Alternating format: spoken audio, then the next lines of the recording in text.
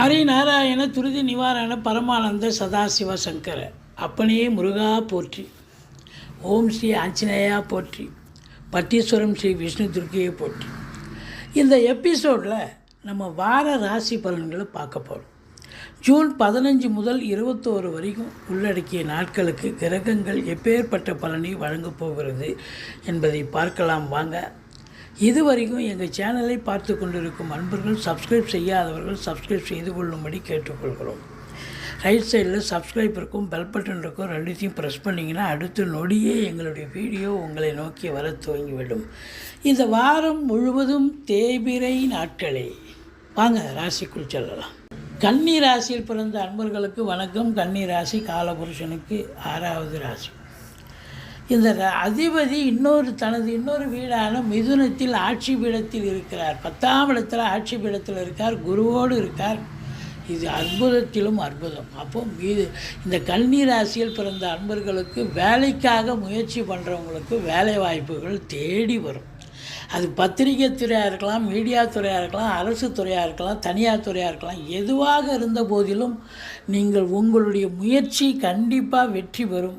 ஏன்னா முயற்சி ஸ்தானாதிபதி முயற்சி ஸ்தானத்தை பார்க்குறாரு. அப்போ கண்டிப்பாக வேலை வாய்ப்பு கண்டிப்பாக கிடைக்கும். தொழில் துவங்கணும்னு நினைக்கக்கூடியவர்களுக்கும் தொழில் துவங்குவதற்கான அற்புதமான நேரம். கண்டிப்பாக தொழில் துவங்கினீங்கன்னா நல்ல சம்பாத்தியத்தை பெற போகிறீங்க.